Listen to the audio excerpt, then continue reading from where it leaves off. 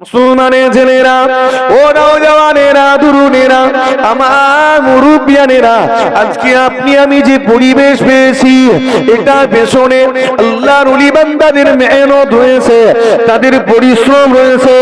সবচেয়ে বড় খিদমত রেখে গিয়েছেন হিন্দের ওলি গরিব নওয়াজ মুঈনুদ্দিন চিশতি আজমেরি সঞ্জা রহমাতুল্লাহ আলাইহি।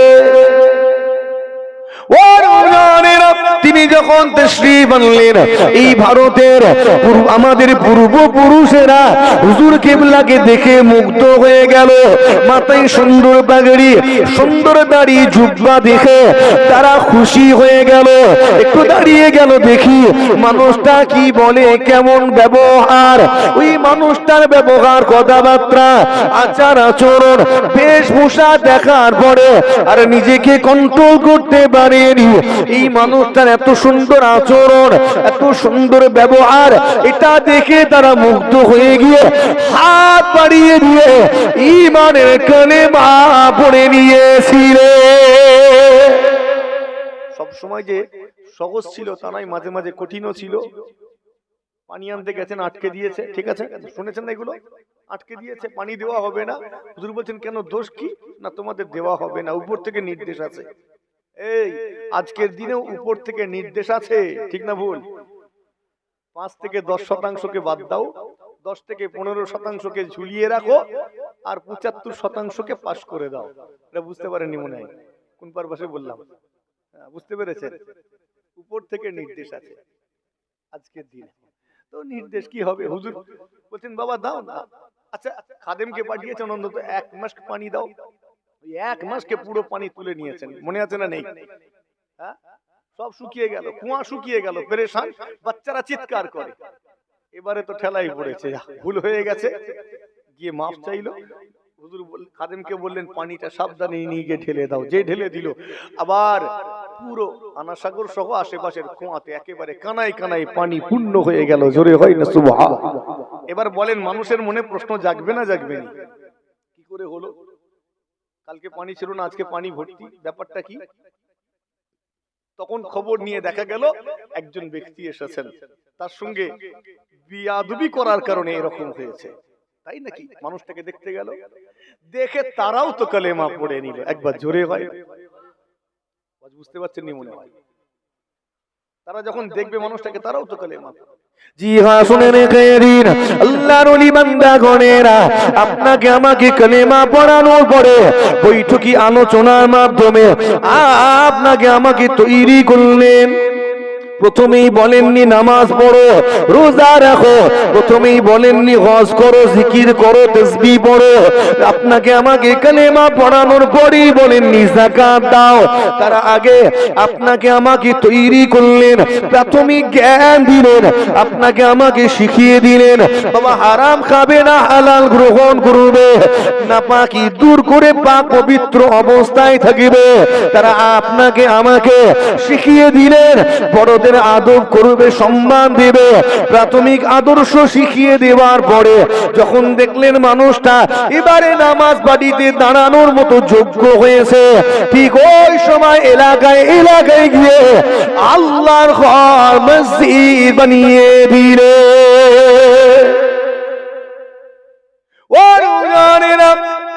জি শুনে রেখে দিন, মসজিদ তৈরি হয়েছে, নামাজ আদি করবে, কিন্তু নামাজের নিয়ম কানুন জানে না। একে জানাতে হবে। কি করা হলো? হুজুর কিবলাগণেরা মসজিদের সাথে অথবা মসজিদের পাশেই খুলে দিলেন মক্তব। বাড়ির ছেলেগুলো জ্ঞান অর্জন করতে লাগলো। মক্তব হলো কিতাবি জ্ঞান অর্জন করার জায়গা, যেখানে কিতাবি জ্ঞান অর্জন করা, ওটাকে বলা হয় মক্তব। শব্দের অর্থ এটাই দাঁড়ায়। তো বাচ্চাগুলোকে মসজিদ মুখ করতে হবে, এজন্য ঠিক মসজিদের পাশেই খুলেছেন মক্তবটা, না হলে একটু দূরে খুলতেন। তো আজও এই বাংলা, আসাম, ত্রিপুরা, মেঘালয়, উড়িষ্যা, মায়ানমার, হ্যাঁ এসব পুরো এত অঞ্চলে দেখবেন, এদিকে বাংলাদেশ পড়ে আছে, পুরো এই অঞ্চলটাই দেখবেন মসজিদের পাশেই মক্তব অধিকাংশ জায়গাতে। আর যেখানে যেখানে দেখবেন এটা অন্য কারো রেওয়াজ নাই, এই প্রচলনটা আপনার আমার দাদা পীর শুরু করেছিলেন। একবার জোরে হয় না সুবহান? কত হিকমতে কাজ করেছেন। বাচ্চাটা মুক্তবে যাবে, খেলতে খেলতে মসজিদেও তো উঠবে, উঠবে না উঠবে নি? তাহলে আল্লাহর ঘরের সঙ্গে একটা সম্পর্ক তৈরি হয়ে যাবে। জোরে হয় না সুবহান। হ্যাঁ, আমরা কিন্তু আমাদের বাচ্চাগুলোকে মসজিদে যেতে দেই না, ঠিক না বলি? হ্যাঁ, নামিয়ে দেই না। এখানে অনেক যুবক ভাইরা আছেন, জিজ্ঞেস করবেন, মসজিদে যেতে গেলে একটা জড়তা কাজ করে। বলা যায় না কেউ যদি হাঁকার মেরে নামিয়ে দেয়। সে যখন ছোট্ট ছিলাম, উঠতে গিয়ে কোন এক বয়োজ্যেষ্ঠ মুরব্বী বলেছেন, এই না, ঠিক বলছি না ভুল? হাঁকার মেরেছেন। আল্লাহর ঘর, আপনি কেন নামিয়ে দেন বাচ্চাটাকে মসজিদ থেকে?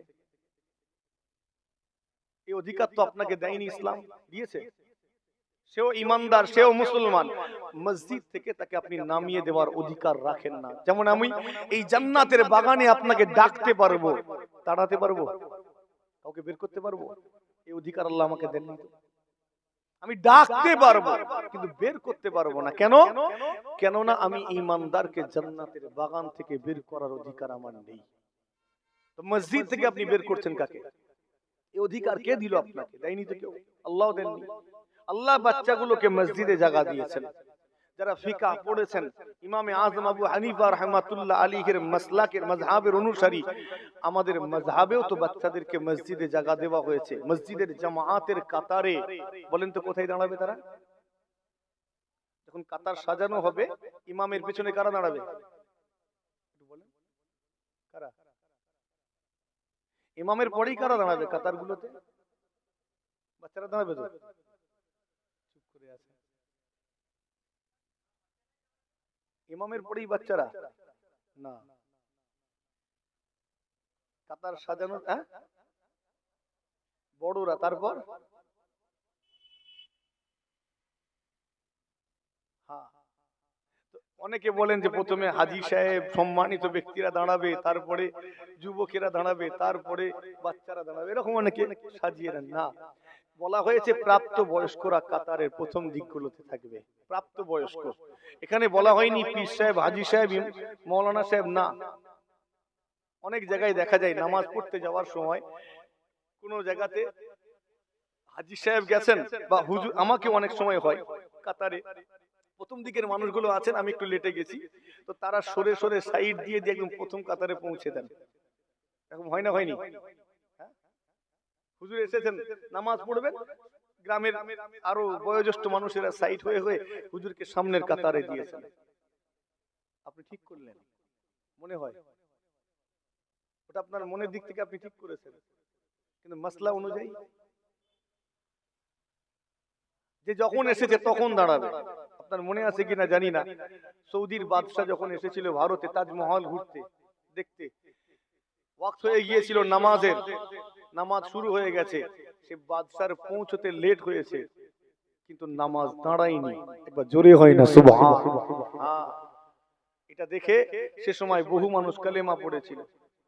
যে এমন একটা দিন যেখানে কোনো মানুষের পার্থক্য তৈরি করা হয় না। হাজী সাহেব বলে সামনে দেবো, হ্যাঁ, ইনি মৌলানা সাহেব বলে সামনে ঠেলে দেবো, জি না, কালেমা পড়া ব্যক্তি তোমাকে তোমার অধিকার সমান, এখানে যখন আসবে তখন দাঁড়াবে। চলেন যেটা বলছি, তো তাকেও তো ইসলাম জায়গা দিয়েছে কাতারে, বাচ্চাটাকে পিছনের কাতারে দিয়েছে না দেয়নি? কিন্তু আপনি দাঁড়ান কেন?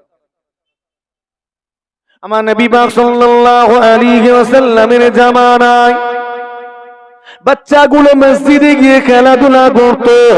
ও জানেরা, মসজিদ নববী শরীফে আমার নবী পাক নামাজের ইমামতি করছেন। সাহাবা হুজুরগণেরা আমার নবী পাককে ইক্তেদা করে তারাও নামাজে মশগুল হয়ে গিয়েছেন। এমন অবস্থায় ছোট্ট মানুষ ইমামে হাসান হুসাইন আমার নবী পাকের দুইজনা কলিজার টুকরা খেলতে খেলতে মসজিদে ঢুকে সবার আগে সবার প্রথমে চলে গিয়েছেন। নানা জান রাসূলুল্লাহ সিজদায় গিয়েছেন, তার পিঠের উপরে উঠে দুইজনা খেলা শুরু করে দিয়েছেন। বাড়িতে নামাজ পড়লে এই ঘটনা আপনার সঙ্গেও ঘটবে, ঘটে না ঘটেনি? কিন্তু বাড়িগুলো তো আর নামাজিদের বাড়ি নেই, আমাদের আছে না? আর নামাজিদের বাড়ি নেই, এখন অন্য কিছু হয়েছে। বাপও মোবাইল ঘাঁটছে, মাও মোবাইল ঘাঁটছে, ছেলেও মোবাইল ঘাঁটছে। চলো, জিগা শুনে রেখে দিন, পরিবেশটাকে ঠিক রাখতে হবে। সোহবত মুআসসিরাতুন, সোহবত কে ভি আসিরাত হতে হ্যায়। সোহবতের একটা তাসির পড়ে। আপনি বাড়ির সোহবতটাকে যদি ঠিক রাখেন, আপনার বাচ্চাটাও ঠিক থাকবে। কিন্তু সোহবত যদি বিগড়ে যায়, বাচ্চাটাও বিগড়ে যাবে। এই মুজাহিরা, আমার নবী পাক সাল্লাল্লাহু আলাইহি ওয়াসাল্লাম চিন্তা করলেন, আমি ইমাম হাসান হুসাইনকে পিঠ থেকে নামিয়ে দিয়ে উঠে দাঁড়াবো, নামাজটাকে কন্টিনিউ করব। এই না মনে করে হাতটা বাড়িয়েছেন হাসান হুসাইনকে পিঠ থেকে নামিয়ে দিবেন বলে, কিন্তু কি যেন মনে হলো, হাতটা বাড়িয়েও পুনরায় হাতটাকে ফিরিয়ে নিলেন, গুটিয়ে নিলেন, যার কারণে সিজদা অনেক লম্বা হয়ে গেল।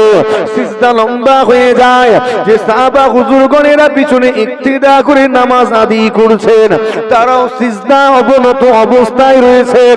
প্রত্যেকে চিন্তিত, কি ব্যাপার, আমার নবী সিজদা থেকে কেন মাথা তুলেন না?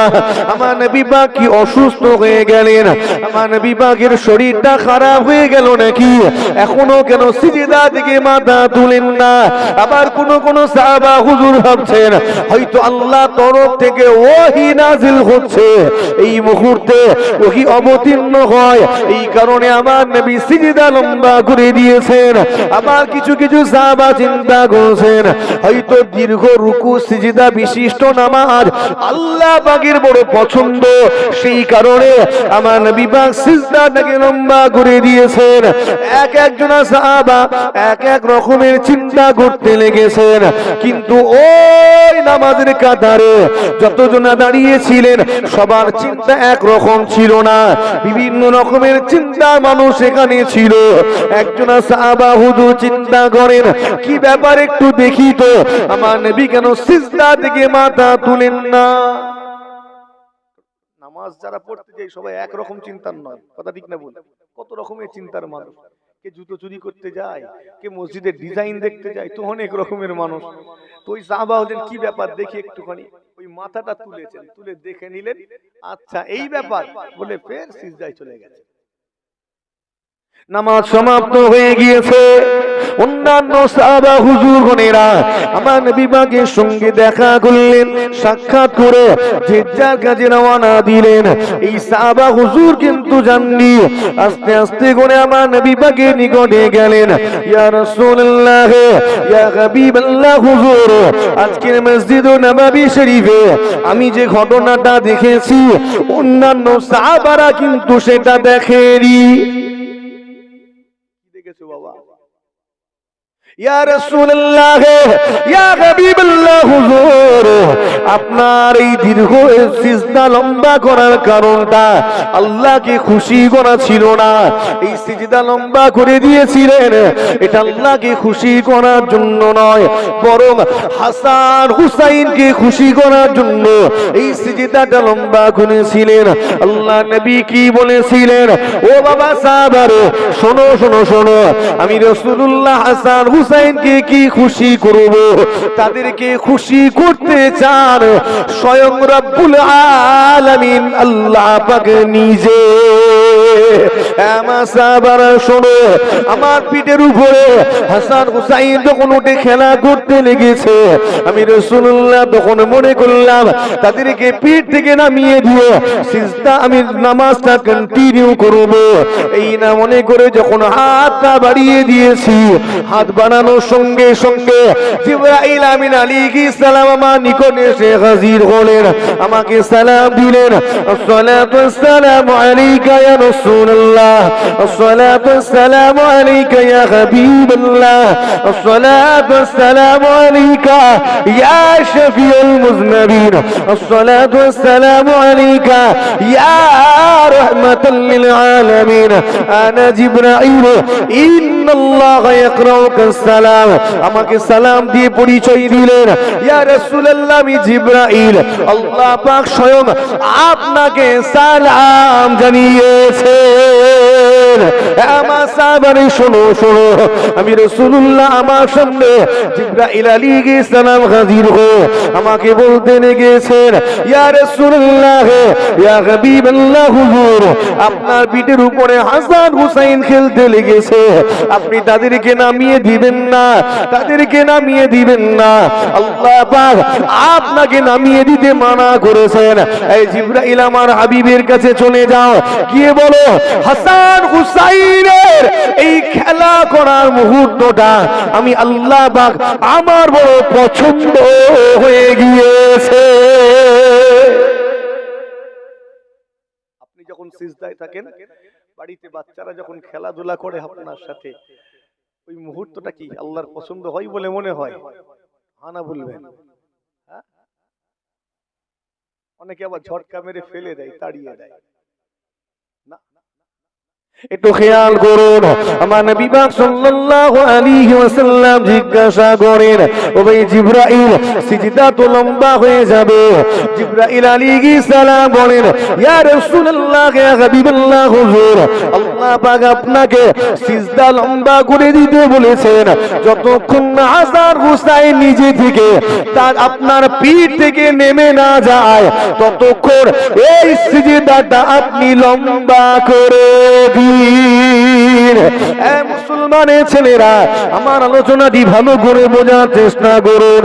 আপনার বাচ্চাটাকে মসজিদ মুখী বানান, মসজিদের সঙ্গে সম্পর্ক তৈরি করে দিন, যাতে আপনার সন্তানের সঙ্গে মসজিদের সম্পর্ক তৈরি হয়। এজন্য আল্লাহর ওলি বান্দাগণেরা, আমাদের পীর ও মুর্শিদ হুজুর কিবলাগণেরা মসজিদের পাশে অথবা মসজিদের সাথে মক্তবটা খুলে দিয়েছেন, যাতে মক্তবে যায় আর আল্লাহর ঘরের সঙ্গে সম্পর্ক তৈরি হয়ে যায়। এই সম্পর্ক তৈরি করাটা অতটা সহজ নয়। আজকের অনেক যুবক রয়েছে মসজিদে যেতে চায় না, আপনি তাদেরকে মসজিদ মুখী বানানোর চেষ্টা করে বারবার চেষ্টা করেও ব্যর্থ হয়েছে। কথা ঠিক বলছি না ভুল? হ্যাঁ, আপনি তো এখানে অনেক অভিভাবক আছেন, খারাপ ভাববেন না। আপনার উপরে নামাজ ফরজ, আপনার ছেলেটার উপরে নামাজ ফরজ নয়? হানা বলবেন, ফরজ। আপনি এই ফরজ পালনের জন্য আপনার ছেলেকে কি করেছেন, কি নির্দেশ দিয়েছেন? তাকে সাহায্য করেছেন? না, আপনি দেখছেন নামাজের ওয়াক্ত হয়েছে, নামাজ পড়তে যাচ্ছেন, আপনার ছেলেটা বাড়িতে বসে বসে কোনো একটা কাজ করছে, এমন অবস্থা আপনার করণীয় কি ছিল? করণীয় কি ছিল? আপনি একা উজু করে চলে গেলেন, হয়ে গেল। এটা ওই অভিভাবক, ওই গার্জিয়ানদের করণীয় ছিল যে বাবা যতটুকু কাজ হয়েছে থাক, রাখো, চলো একটু আল্লাহর ঘরে যাই, নামাজটা পড়ে আসি। কথা ঠিক বলছি না বল? এটা আপনার করণীয় ছিল না? দুনিয়ার কাজ বড় না আল্লাহর কাজ বড়? কথা বলে, আল্লাহর কাজটা বড়। বাবা যতটা কাজ হয়েছে থাক না, চলো না একটু আল্লাহর কাজটা করি, সবচেয়ে বড় কাজ তো ওটাই। ওই অবস্থায় থাক, এসো বলে সঙ্গে ছেলেটাকে নিয়ে যদি বাপ বেটা হেঁটে হেঁটে পাশাপাশি যেতাম মসজিদে, বাপের বাড়তো না কমতো? কিন্তু আমরা তো সেটা করিনি। তো আমরা এই আদর্শ আমাদের বাচ্চাদের দেইনি। তো এটা আমাদেরও দোষ। আমাদের সন্তানগুলো বেনামাজি হয়ে ঘুরে বেড়াচ্ছে, এর দায়টা বাপটাকেও তো নিতে হবে। 12-13 বছর বয়স ছেলে বেনামাজি। আচ্ছা বলেন তো, ছেলেটা এতদিন নামাজি হয়ে যাওয়ার কথা ছিল না ছিল না? একটু কথা বলেন না রে বাবা। 7 বছর বয়স থেকে ট্রেনিং দিতে যাবে, বুঝাতে হবে, হচ্ছে না। 10 বছর হয়ে গেছে, বুঝাও। 11 বছর মেরে মেরে দাঁড় করাও, হচ্ছে না। 12 বছর হয়ে গেছে আর দাঁড়াই না, টুক করে একটা লাথি মেরে ঘর থেকে বের করে দাও, ব্যাস। কোথায় যাবে 12 বছরের ছেলেটা? নানির বাড়ি, খালার বাড়ি, ফুফুর বাড়ি, বন্ধুর বাড়ি কতদিন যাবে? 1 মাস, 1.5 মাস, 2 মাস, 3 মাস। 3 মাস পরেও রক্তের টান টানবে না? টানবে না? কথা বলেন। বাপের কথা মনে পড়বে না? মায়ের আদরের কথা মনে পড়বে না? যখনই মনে পড়বে মায়ের কাছে যেতে ফিরতে চাইবে, বাপের কাছে ফিরতে চাইবে, জান ছেঁড়াছিড়ি করবে, তখন ওই ছেলেটার মনে হবে আমাকে ঘরে ফিরতে গেলে নামাজ পড়তে হবে। ঠিক না ভুল? সেদিন বাপগুলো যদি একটু কড়া হতে পারতো, শক্ত হতে পারতো, তাহলে আজকের ছেলেটা আর বেনামাজি থাকতো না। ও জানে আমাকে ফিরতে গেলেই নামাজ পড়তে হবে, না হলে ফের বের করে দেবে। বাড়িতে ফিরতো, ছেলেটা নামাজি হয়ে যেত। একবার জোরে হয় না সুবহান? আমার আওয়াজ খারাপ লাগছে মনে হয়? এটা আমাদের দুর্বলতা, পারিনি সেদিন। ছেলের মুখের দিকে তাকিয়ে দুর্বল হয়ে গিয়েছি। নওজওয়ানেরা তরুণেরা আমার মুরব্বিয়ানেরা খেয়াল করে শুনে রেখে দিন আল্লাহর ওলি বান্দা গণেরা মক্তবের সাথে বিভাগ বাড়িয়ে দিতে লাগলেন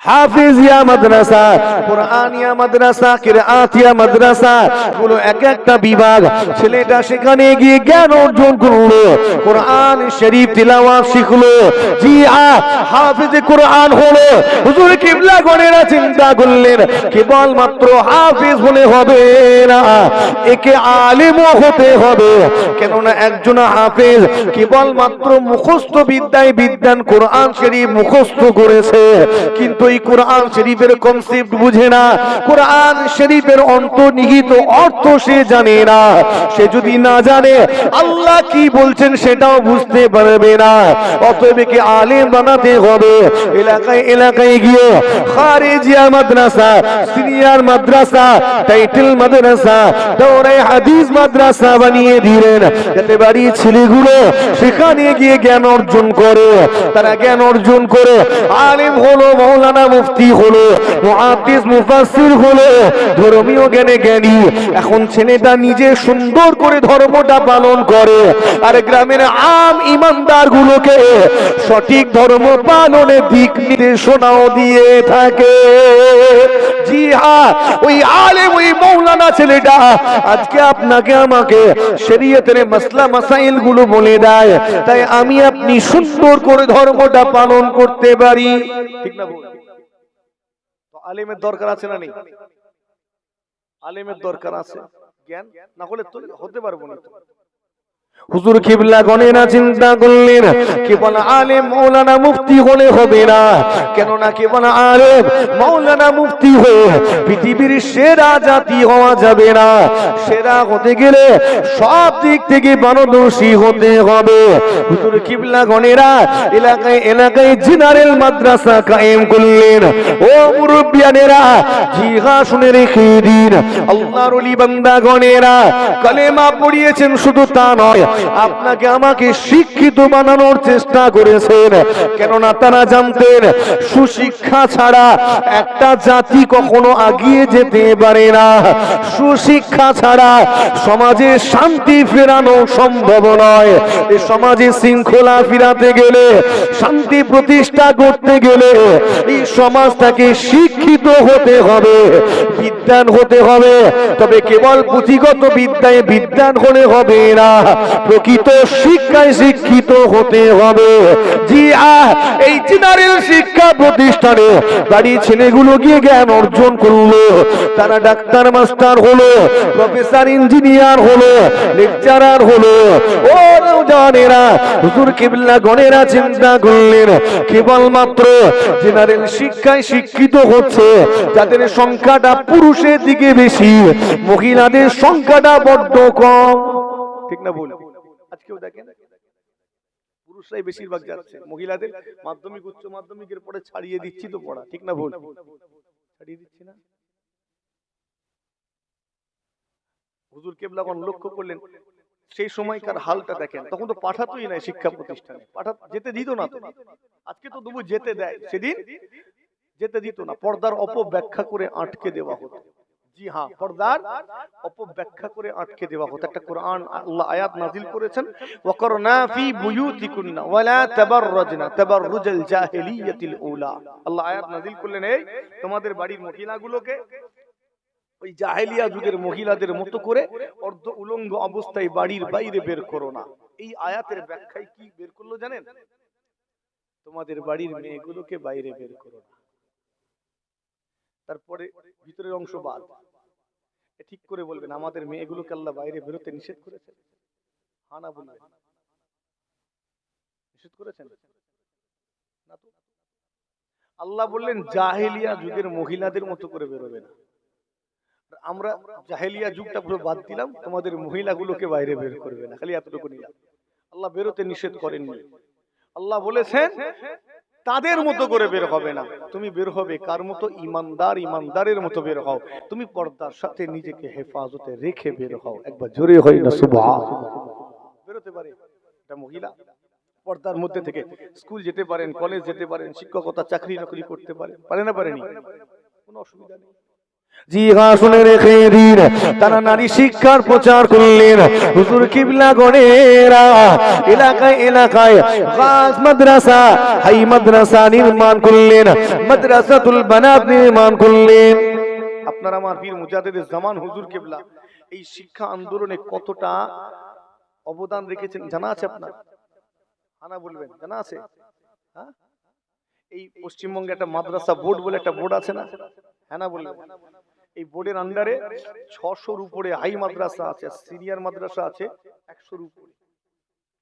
100-র উপরে সিনিয়র মাদ্রাসা আর হাই মাদ্রাসা 600-র উপরে। আমি আগে বলতাম যে 75% মাদ্রাসা দাদা হুজুর আর 5 হুজুরের তৈরি, পরে একটু পরিবর্তন হয়েছে যখন আমার জ্ঞান একটু বেড়েছে।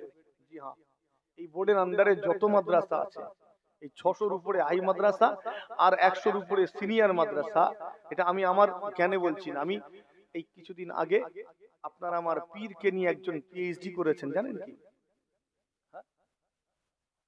একজন গবেষণা করেছেন, পিএইচডি করেছেন, ডক্টরেট উপাধিতে তিনি ভূষিত। আপনার আমার পীর এখন গবেষণার বিষয়, একবার জোরে হয় না সুবহানাল্লাহ। তাকে নিয়ে গবেষণা হচ্ছে লন্ডনে, অক্সফোর্ডে গবেষণা হচ্ছে, বাংলাদেশ ঢাকা বিশ্ববিদ্যালয় তাকে নিয়ে গবেষণা হচ্ছে, বিভিন্ন দেশের বিভিন্ন প্রান্তে, আমার দেশে বেশ কিছু ইউনিভার্সিটিতেও তাকে নিয়ে গবেষণা করা হচ্ছে। এই আলিয়া মাদ্রাসা, আমি মাদ্রাসা বলতে পছন্দ করি, অনেকে ইউনিভার্সিটি বলেন, তো আমার জন্য মাদ্রাসাটা বেশ ভালো লাগে। তো আপনার ভালো লাগে না মনে হয়? কোনটা বেশি আপনার কাছে গর্বের মনে হয়, ইউনিভার্সিটি বলতে না মাদ্রাসা বলতে? হ্যাঁ, আমার বেশি মানে ভালো লাগে মাদ্রাসা বলবো এটা, কারণ ওটা মাদ্রাসাই তো নাকি। সেই আলিয়া মাদ্রাসা থেকে পিএইচডি করেছেন আপনার আমার পীরকে নিয়ে। তার যখন কমপ্লিট হলো ডিগ্রি, তার ইন্টারভিউ নেওয়া হচ্ছিল, কতগুলো প্রশ্ন করা হলো, তিনি উত্তর দিতে দিতে বলছেন যে দাদা হুজুর কিবলা রাহমাতুল্লাহ আলাইহির শিক্ষা আন্দোলনে কেমন অবদান, বলতে বলতে বলছেন 600-র উপরে হাই মাদ্রাসা, 100-র উপরে সিনিয়র মাদ্রাসা, এই প্রত্যেকটা মাদ্রাসা দাদা হুজুর কিবলা, 5 হুজুর কিবলা এবং তার খলিফার আওলাদদের দ্বারা তৈরি করা। একবার জোরে হয় না সুবহানাল্লাহ। চিন্তা করেছেন অবদানটা কতটা? চিন্তা করেছেন? প্রত্যেকটা মাদ্রাসা কোনটা নিজে প্রতিষ্ঠা করেছেন, কোনটা তার আওলাদেরা করেছেন, কোনটা মুরিদ খলিফার আওলাদদের দিয়ে করিয়েছেন। একবার জোরে হয় না সুবহানাল্লাহ। আজকে তাহলে আমরা যে আলেম মাওলানা মুফতি দেখতে পাই, এদের পেছনে আপনার আমার পীরের অবদান আছে না নাই? অস্বীকার করার ক্ষমতা আছে? একটা কারো ক্ষমতা নেই এটাকে অস্বীকার করবে, তুমি বাঁচার লাইন নেই। যদি দাদা হুজুরের উপরে, আল্লাহর ওলিদের উপরে কারো রাগ থেকে থাকে, ও জানবেন বেরোতে পারবে না, কেননা তুমি যা কিছু সব আল্লাহর ওলিদের মেহনতের কারণে। একবার জোরে হয় না সুবহানাল্লাহ। আজকে দিনে যখন বলে যে সেই দাদা পীরের দরবারে কেন যাও, কেন আজমির শরীফ যাও, তখন মাঝে মাঝে দুঃখ লাগে, হাসিও পায়, এরা কারা রে বাবা? ওই দাদা হুজুরের অবদান ছাড়া তো তুমি চলার ক্ষমতা রাখো না, ঠিক না ভুল? ওই গরিবে নামাজের অবদান ছাড়া চলতে পারবো? কথা বলে না, পারবো না। অথচ তাদের উপরে মানে বড় বড় কথা বলা হয়, কেন যাও আজমির শরীফ, কেন যাও ফুরফুরা শরীফ। এগুলো না থাকলে তুমি তো ঈমানদারই নয়। নওজওয়ানেরা, তরুণেরা, জিগা খেয়াল করে শুনে রেখে দিন, আজকে দিনে আমি আপনি যখন নামাজ পড়ি, ফুরফুরার পীর আবু বকর কিন্তু সওয়াব পান। পান না পাননি? এটা নতুন ডায়লগ হয়ে গেল নাকি? হ্যাঁ, আপনি নামাজ পড়লে ফুরফুরার পীর আবু বকর সওয়াব পান, আপনি রোজা রাখলে ফুরফুরার পীর আবু বকর সওয়াব পান, আপনি ওযু করলে সেই ইমামে আযম আবু হানিফা নুমান বিন সাবিত রাহমাতুল্লাহ আলাইহি তিনিও সওয়াব পান। একবার জোরে হয় না সুবহানাল্লাহ। এটা একটু ভুল বলে ফেললাম মনে হয়, ঠিক বলেছি না ভুল বলেছি? এখন ঘাটে না, কি করে পাই না পাই একটু চিন্তা করেন, পেয়ে আশা করি পেয়ে যাবেন। একবার দুরূদ শরীফ আল্লাহুম্মা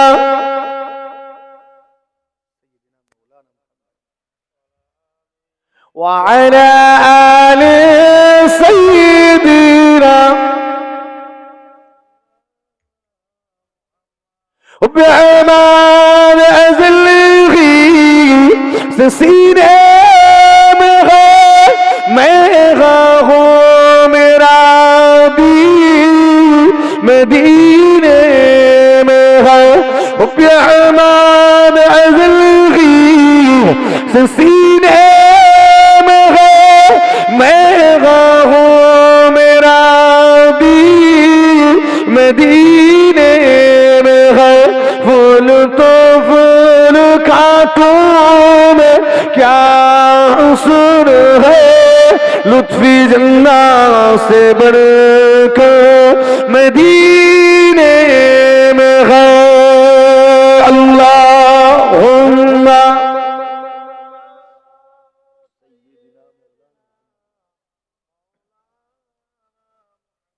व अला आले सय्यिदिना।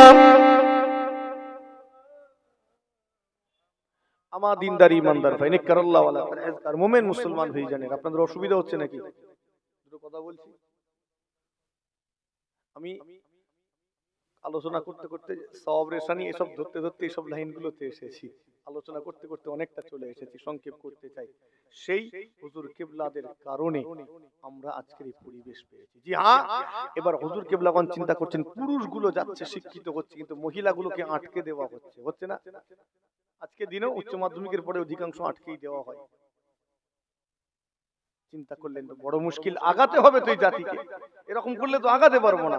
অর্ধেক পুরুষ অর্ধেক মহিলা, পুরুষগুলো যদি সবাই শিক্ষিত হয়, মহিলাগুলোকে যদি আমরা আটকে দিই বা অল্প শিক্ষিত হয়, এই জাতি আগাতে পারবে? 50% শিক্ষিত, 50% অল্প শিক্ষিত, কি করে আগাবো? ঠিক না ভুল? তো আগাতে গেলে 100% শিক্ষিত হতে হবে। চিন্তা করলেন কি করা যায়? নারী শিক্ষার প্রচার করলেন এলাকায় এলাকায়।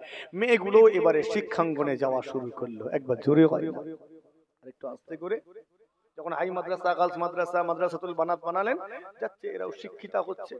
জি হ্যাঁ, খেয়াল করুন, আপনার মেয়েটা শিক্ষাঙ্গনে যায়, ব্রেন ভালো, সুন্দরভাবে পড়াশোনা করে, মাধ্যমিকে ভালো রেজাল্ট করলো, উচ্চ মাধ্যমিকেও ভালো ফল করেছে। তার মনের বড় আশা, আমি ডাক্তার হব, ডাক্তার হয়ে মানুষের সেবা করব, মানুষের জান বাঁচাবো। আপনি তার মনের আশা বুঝে খুশি হলেন। ছেলে যদি বা মেয়ে যদি এরকম আশা করে, খুশি হবেন না হবেন না? খুশি হওয়ারই কথা। মেয়ে যদি বলে আব্বা আমি একটা এতিমখানা খুলতে চাই, আমাকে একটু সাহায্য করেন, সে বাপ মেয়েটাকে সাহায্য করবে না করবে না? কথা বলে না কেন? মেয়ে যদি বলে আব্বা আমি লেখিকা হতে চাই, আমি আমি এতদূর পড়াশোনা করেছি, ট্যালেন্ট আছে আমার, একটুখানি ইসলামের হয়ে কিতাব লিখতে চাই, এত হাজার হাজার মানুষ তো প্রত্যেকদিন ইসলামের বিরুদ্ধে বই লিখছে, মেয়েটা বলছে আমি একটু ইসলামের হয়ে কলম ধরবো, আপনি খুশি হবেন না হবেন না? কথা বলে না কেন? আর আপনার উৎসাহ দেওয়াও দরকার। মা তুমি একজন লেখিকা হও, সাহিত্যিক হও, কারণ এগুলো তো পর্দার মধ্যে থেকেও হওয়া যায়, না যায়নি? হওয়া যায়, উৎসাহ দেয়। আপনি মনের আশা বুঝতে পেরেছেন, মেয়েটাকে নিয়ে গেলেন, মেডিকেল কলেজে ভর্তি করলেন, তার রেজাল্ট দেখে ভর্তি নেওয়া হলো। কিন্তু ভর্তি নেওয়ার পরে জানিয়ে দেওয়া হলো এই কলেজে পড়তে গেলে এই বোরকা খুলতে হবে, তোমাকে হিজাব খুলতে হবে, এই কলেজে পড়তে গেলে তোমার নিকাব পরে আসা যাবে না। আপনি একজন গার্জিয়ান, অভিভাবক, আপনাকে জিজ্ঞাসা করি বলুন তো কি সিদ্ধান্ত নেবেন? আপনার মেয়েটার পড়া ছাড়াবেন, কলেজে পড়া ছাড়িয়ে বোরকা পড়াবেন, নাকি বোরকা ছাড়িয়ে কলেজে পড়াবেন? কি করবেন একটু বলেন, কিছু তো করবেন। আমি খুব কড়া প্রশ্ন করেছি, এই ওয়াজ শুনছেন আপনারা? দেখি তো নারে তাকবীর, শুনছেন তো? বলেন এবার কি করবেন? পড়া ছাড়িয়ে বোরকা পড়াবেন না বোরকা ছাড়িয়ে কলেজে পড়াবেন? কি করবেন? বোরকা পড়াবো, মানে বোরকা পড়াবো, তার মানে কলেজ ছাড়াবো। হ্যাঁ না কিছু তো বলেন না রে বাবু, খুব কড়া প্রশ্ন, বুঝতে পারছি। বোরকা যদি পড়াতে হয় তাহলে কলেজ ছাড়াবো। বোরকা কেন পড়াবো? কেননা আল্লাহ ফরজ করেছেন, তাই তো নাকি? তাহলে আমাকে আর পড়ানো যাবে না। এরপরে তাহলে কোনোদিনও আপনার বাড়ির কোনো মেয়ে, কোনো মহিলাকে নিয়ে হসপিটাল কিংবা নার্সিং হোমে যদি যেতে হয়, আল্লাহ যেতে না করে, আল্লাহ সব সুস্থ রাখেন, হায়াত কিসমত দারাজ করেন, কিন্তু দুনিয়াবি শরীর তো একটু সুস্থ অসুস্থ হতে পারে না, পারেনি? হ্যাঁ, তো আল্লাহর পরীক্ষা। যদি যেতে হয় ওখানে গিয়ে কি ডাক্তার খুঁজবেন, পুরুষ ডাক্তার না মহিলা ডাক্তার, একটু বলবেন। না কিছু বলেন কোন দিকে? এই যুবক ভাইয়েরাও আছে, একটু বলো না রে বাবা। মহিলা ডাক্তার খুঁজবেন? হ্যাঁ, আপনার বাড়ির আপনার স্ত্রীকে আপনি পুরুষ ডাক্তার দেখানোটা পছন্দ করেন না, কথা ঠিক না ভুল? আপনি কি ডাক্তার খুঁজবেন? মহিলা ডাক্তার। আচ্ছা, আপনি যখন ওখানে গিয়ে চাইবেন, আপনার চাইতে একটু লজ্জা লাগবে না? কি করে চাইবেন? আমি তো বানাইনি ডাক্তার। লাগবে না? লাগবে না? আমি তো বানাইনি, কি করে পাবো?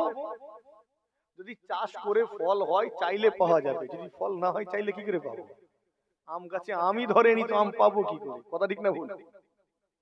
আমি ডাক্তার বানিয়ে দিলে তবে তো পাবো, না বানালে পাবো কি করে? এই তুমি চাইবে কি করে? তুমি তো তোমার মেয়েটাকে পড়াওনি, ডাক্তার বানাওনি। যদি বানাতে গিয়ে চাইতে হতো না, তুমি গিয়ে দেখতে তোমার মেয়েটা ডাক্তারের আসনে বসে আছে তোমারই জন্য। একবার জোরে হয় না সুবহানাল্লাহ? বুঝতে পারছেন? হ্যাঁ, আগে বানাও, তারপরে গিয়ে চাও, চাইতে হবে না, পেয়ে যাও। না বানিয়ে যতই চাই পাবনি। আল্ট্রাসাউন্ড করতে নিয়ে গেছেন, ফ্যামিলিকে নিয়ে গেছেন, গিয়ে দেখলেন পুরুষ মানুষ আছে সেখানে, আপনি কি করবেন? ব্যাগিয়ার দেবেন না? খোঁজ নেবেন কবে আসে, মহিলা ডাক্তার কবে বসে, সেদিন যাবে। কিন্তু যদি মেয়েটাকে ডাক্তার বানিয়ে দিতেন আর ফিরে আসতে হতো না, মেয়েটা ওখানেই থাকতো, সঙ্গে সঙ্গে রিপোর্ট হয়ে যেত। কথা ঠিক বলছি না ভুল? আগে বানাতে হবে। তাহলে কি করবেন? বানাতে গেলে পর্দা ছাড়াতে হবে, ঠিক না ভুল? তো ফতোয়া ফেলে দেবেন আমার উপর। যদি আমি বলি যে তাকে পর্দা ছাড়িয়ে পড়ান, তাহলে তো আমার উপর ফতোয়া ফেলবেন, বলেন মুশফিকিন সিদ্দিকী বলেছে পর্দা করতে হবে না। কারণ আমার জাতির কিছু লোক আছে, এরা আনাড়িপনা খুব ভালো জানে। ওই গদিতে বসে বসে না খালি ফতোয়াবাজি করবে। আবারও বলছি, যে ওয়াজ আমি করতে যাচ্ছি, ফতোয়া দেওয়ার আগে আমার এই কথাটা শুনে নেবেন। এই ওয়াজ অন্য কোন দেশে নয়, এটা আমার ভারতের জন্য আমার এই ওয়াজ করছি, আমার দেশের জন্য। এই আলোচনা অন্যান্য দেশে নয়, ইসলামিক কান্ট্রির জন্য নয়, আমার দেশের জন্য, এই ভারতের জন্য। অনেক সময় দেখা যায় রমজান শরীফ মাসে কিছু হাই লেভেলের পরীক্ষা ফেলে দেওয়া হয়, কখনো কখনো ইচ্ছাকৃত ফেলা হয়, আবার কখনো কখনো অনিচ্ছাকৃত পড়ে যায়। বলুন তো দেখি, রমজান শরীফ মাসে পরীক্ষা পড়েছে, ছেলেটা রোজা রেখে পরীক্ষা দিবে নাকি রোজা ছেড়ে দিবে? মাশাআল্লাহ, ছেলেটা বললো তো, আপনারা কি বলছেন? যে রোজা রেখে দিবে, তাই তো? হাই লেভেলের যে পরীক্ষা, WBCS পরীক্ষা, ছেলেটা কিছু হতে চায়, এই পরীক্ষাগুলো কি মনে করেছেন এই স্কুলের এইরকম পরীক্ষা নাকি? কঠিন পরীক্ষা, টাফ কম্পিটিশন, পুরো ভারত জুড়ে পরীক্ষা হচ্ছে, পরীক্ষার্থীরা বসছে ওখানে। পুরো ভারতের মধ্যে নেবে 200 জনকে, 400 জনকে, 800 জনকে। কথা ঠিক বলছি না ভুল? বোঝানোর জন্য একটু বলছি আমি। ছেলেটা বিডিও হতে চায়, SDO SI হতে চায়, হওয়ার জন্য তো মেহনত করতে হবে। দেখবেন 1 বছর, 1.5 বছর, 2 বছর, কিছু কিছু ছেলে 3-4 বছর ধরে প্রস্তুতি নেয়, মেহনত করে, শুধু এই পরীক্ষাটাই বসবে বলে। খবর নেবেন, আপনার আশপাশেও আছে এরকম ছেলে, খবর নেবেন। তারা মেহনত করেছে, শুধু এই পরীক্ষায় বসবে। সফল হলে সে একজন সম্মানীয় ব্যক্তি, সম্মানীয় আসন পাবে। এখন বলেন ওই পরীক্ষায় সে তো আর ইয়ারকি করার জন্য বসবে না, টাইম পাস করার জন্য নয় তো, সফল হওয়ার জন্য। এখন পরীক্ষাটাই যে বসবে, যদি রোজা রেখে পরীক্ষা দেয়, রোজা ভালো হবে না খারাপ হবে? কি বলছেন, আপনার মতামত কি? হানা বলবেন। দুজন ব্যক্তি, একজন রোজা ছেড়ে দিল, একজন রোজা রেখে দিল, কার পরীক্ষা ভালো হবে? যে রোজা রেখে দিল না ছেড়ে দিল? আপনারা কি বলছেন?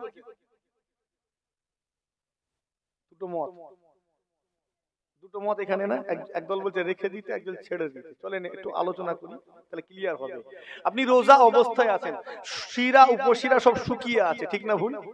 রোজা তো রেখে দেন বাবু, আবার আসছে সামনে। তো শিরা উপশিরা শুকিয়ে কাঠ হয়ে আছে, রক্ত সঞ্চালন ঠিকঠাক নেই, এমন অবস্থায় আপনার ব্রেন দ্রুত সিদ্ধান্ত দিতে পারবে না। আরেকজন হাইড্রেট অবস্থায় আছে, শরীর সতেজ, রক্ত সঞ্চালন ঠিকঠাক আছে, সে পরীক্ষা দিল, তার ব্রেন দ্রুত সিদ্ধান্ত দেবে। বলেন কার পরীক্ষা ভালো হবে? যে রোজা ছেড়ে দিল, ঠিক না ভুল? আমি বললে তো ফতোয়া ফেলবেন, ফেলবেন না? হ্যাঁ, মুশফিকুন সিদ্দিকী রোজা রাখতে অনুৎসাহিত করছে, ফতোয়া ফেলবেন আমি জানি, এই জন্য আপনার মুখ থেকে বার করছি। আমি আবারও বলছি, এই ওয়াজ আমার দেশের জন্য, এই ভারতের জন্য। আবার কেউ কেউ যেন এটা বলে দেননি আলট্রা মডার্ন ওয়াজ হয়ে যাচ্ছে, খুব বেশি একটু দুনিয়া না, আমার ওয়াজটা বোঝার চেষ্টা করুন। সেই দিনের মেয়েটা সিদ্ধান্ত নিল, আমাকে পড়তে হবে, ডাক্তার হতে হবে, মানুষের সেবা করতে হবে। 3টি বছর অথবা 5টি বছর নিজেকে পর্দা থেকে দূরে সরিয়ে রাখলো। কেন? এই মানুষের সেবা করতে হবে, জান বাঁচাতে হবে। এই যে 3টি বছর নিজেকে পর্দা থেকে দূরে সরিয়ে রাখলো, এটা ইচ্ছাকৃত ছিল না, এটা পরপুরুষের দৃষ্টি আকর্ষণ করার জন্য ছিল না, মौज মস্তি করার জন্য ছিল না।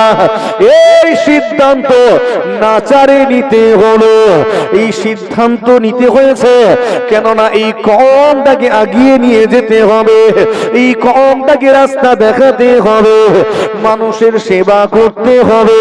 তাই নাচারে পড়ে এই সিদ্ধান্ত নিতে হলো। সেই দিনে ছেলেটা একটা রোজা ড্রপ দিল। এই রোজা ছেড়ে দেওয়াটা ইচ্ছাকৃত ছিল না, এই রোজা ছেড়ে দেওয়াটা মস্তি মজা করার জন্য ছিল না, এই কওমের কথা ভেবে, দেশের মানুষের সেবা করার কথা ভেবে তাকে এই সিদ্ধান্ত নিতে হলো। এখন মেয়েটা 3টি বছর 5টি বছর মেহনত করে, কঠিন পরিশ্রম করে সফল হয়েছে। আল্লাহ পাক তাকে সফলতা নসিব করেছেন। এখন সে একজন ডাক্তার হয়ে ফিরে এসেছে। বলুন তো দেখি, এখন যদি সে ইচ্ছা করে পর্দা করতে পারবে কি না পারবে নি? তোরে বলেন, পারবে তো? কলকাতায় তো গেছেন, আপনার তো কাছে, এখানে কোনো হসপিটাল নার্সিং হোমে গিয়ে দেখলেন একটা আওয়াজ এলো, ম্যাডাম আসছে, আপনি দেখলেন এই আওয়াজ শুনে সব একদম রেডি, কে কোথায় সব ছিল ছুটে এসে হাজির, কে এসছে? ম্যাডাম আসছে। আমি এই উদাহরণটা অনেক জায়গায় দিয়েছি, একটু বলে নিচ্ছি। সঙ্গে সঙ্গে সব একদম মানে সজাগ হয়ে গেল। অফিসে আপনি কথা বলছিলেন, এতক্ষণ ফাইলগুলো ছড়িয়ে ছাড়িয়ে ছিল, যেই শুনেছে ম্যাডাম আসছে, সব দেখলেন কয়েক মুহূর্তে গুছিয়ে সুন্দর করে সাইড করে রেখেছে। আপনি চিন্তা করছেন, কে রে বাবা ম্যাডামটা, কোথা থেকে এসেছে দেখি তো। আপনিও গেলেন খানিকটা আগিয়ে, দেখবো, গিয়ে দেখলেন একটা সাদা গাড়ি এসে দাঁড়ালো, একদম হুইসেল বাজাতে বাজাতে, কথা বুঝছেন নি, সামনে এসে দাঁড়ালো, ছুটে গিয়ে একজন দরওয়াজা খুলে দিয়েই বলছে গুড মর্নিং ম্যাডাম। আপনি তখনও দেখতে পাননি, কে রে বাবা, ম্যাডামটা কে? তারপরে দেখলেন একজন গাড়ি থেকে নামছেন, হিজাব পরিহিতা একজন মহিলা। আপনার দেখে কি মুখটা তুবড়ে যাবে না, বুকটা খুশিতে ফুলে উঠবে? কোনটা? মন ছোট হয়ে যাবে না? হ্যাঁ? আমি ছেলে হয়ে পারিনি, ও মেয়ে হয়ে পারলো কি করে? রাগ হবে না? মেল ইগো তো রয়েছে রে বাবু, নেই তো? হ্যাঁ, ম্যাডাম নেবে, এটা এখানে কেন, ওখানটায় ময়লা হয়ে আছে কেন, ওটা গুছানো নেই কেন, একদম সাট করে বলে দিয়ে যাচ্ছেন। দেখলেন আপনি সব ওই অফিসের স্টাফ গুলো লাইন দিয়ে দাঁড়িয়ে good morning madam, good morning madam, তাকে সুপ্রভাত জানাচ্ছে। ম্যাডামের কোনো কেয়ার নেই, তো আক্কা নেই, মিজাজের সাথে গেলেন, গিয়ে চেয়ারে বসলেন, রাখা ফাইলগুলো একদম দেখে ঘাঁটলেন, অর্ডার দিলেন, ওখানে সেলাইন দিয়ে দাও, ওখানে চ্যানেলটা ফিট করে দাও, ওনাকে এই কথা বলে দাও, ওখানে ওটিতে নিয়ে যাও, আমি এক্ষুনি যাচ্ছি, কথা বুঝছেন নি? বলে রেখে দিয়ে উঠে চলে গেলেন নিজের কাজে। দেখে আপনি খুশি হবেন না হবেন? কথা বলে না কেন? না তখনও মেল ইগো কাজ করবে? আপনি খুশি হবেন। আচ্ছা, ওই ম্যাডামটা যদি সেই দিনে বলতো আমি পর্দা করব, পর্দা ছাড়বো না, ডাক্তারটা হতে পারত? কথা বলে আর হতে হতো? সেদিন যদি বলতো যে আমি আর বোরকা ছাড়বো না, পর্দা ছাড়বো না, আমি কলেজে পড়বো না, আর হতে পারতো কি? এই জায়গায় আসতে পারতো? আজকে পারবে পর্দা করতে, বাকায়দা আজকে সে হিজাব পরেই এসেছে, ঠিক না ভুল? এরকম ডাক্তার দেখেননি? হ্যাঁ, কত হিজাব পরি হিতা ডাক্তার দেখেননি? কিন্তু সেদিন তাকে নাচারে পড়তে হয়েছিল, না হয়নি? ওয়াজ বুঝতে পারছেন নি মনে হয়? বুঝতে পারছেন? আমার উদ্দেশ্য বোঝানো, ব্যাস।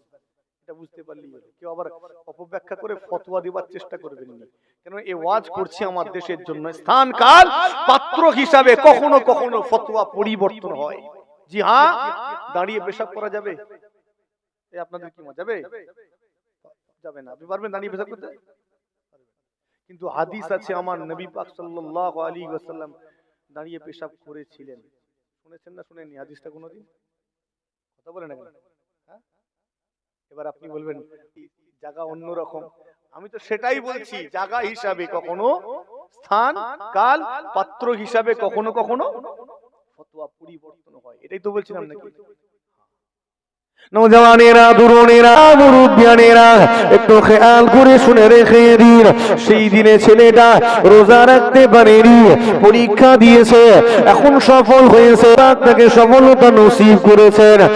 বিসিএস অফিসার, একজনা বিডিও, এসডিও, এসআই হয়েছে, এখন সে একজনা সরকারি উচ্চ কর্মচারী।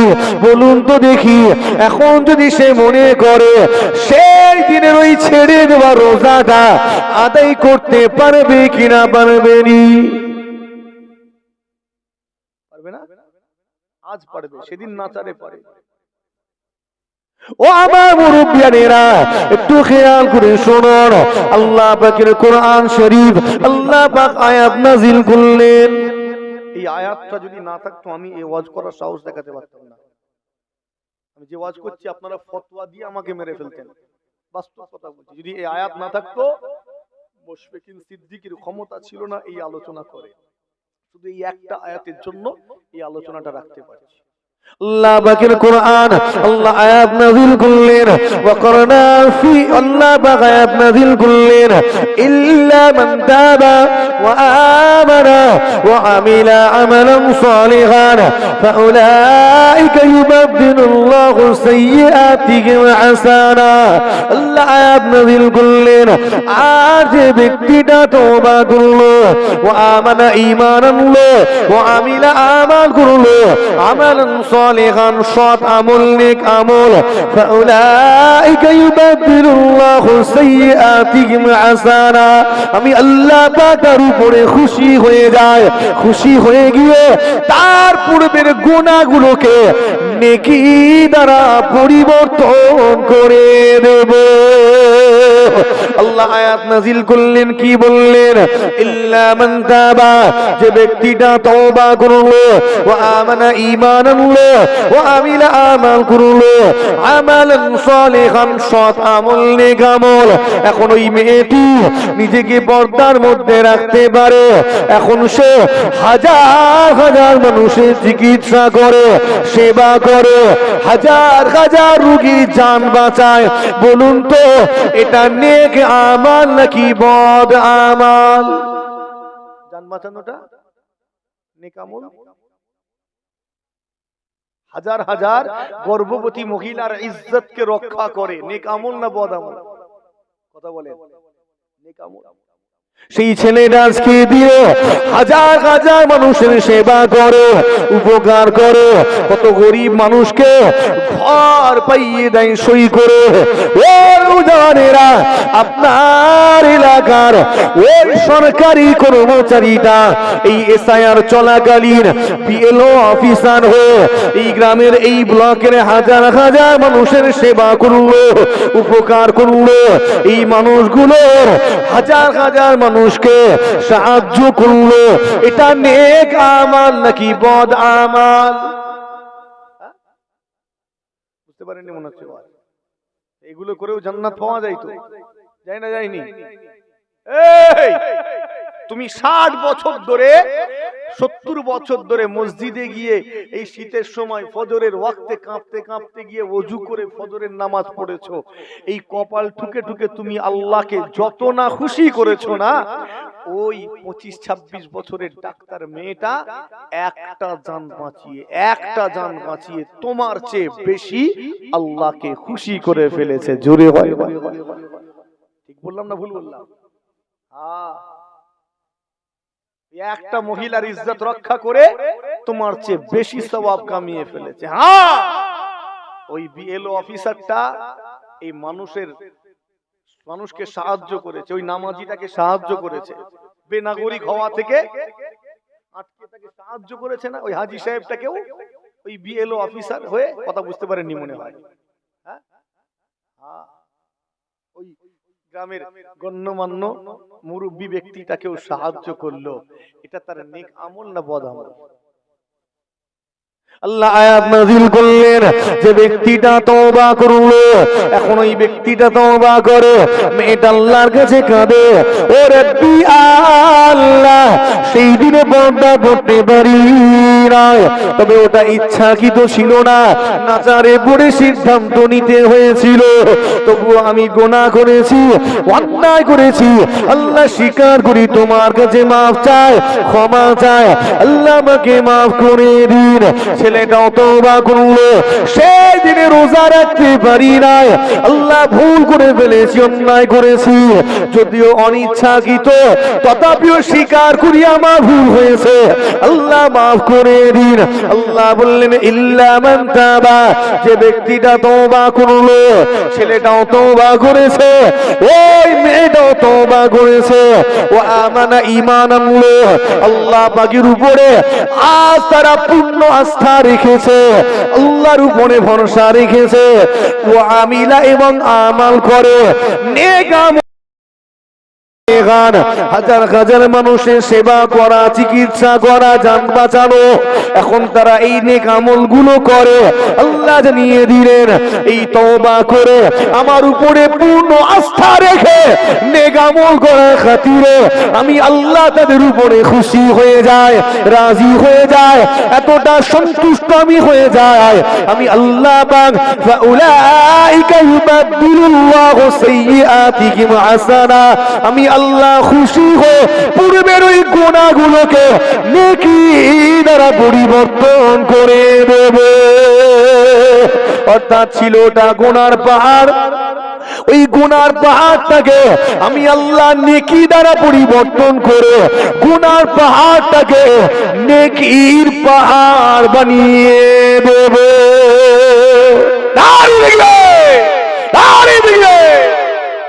জি হ্যাঁ, আগিয়ে যেতে হবে।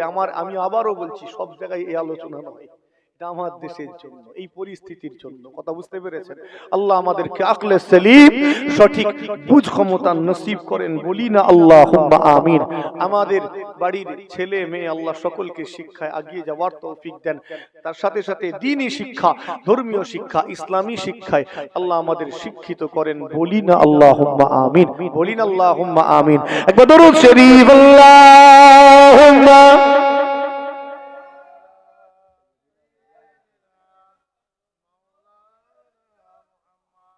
وعلى آله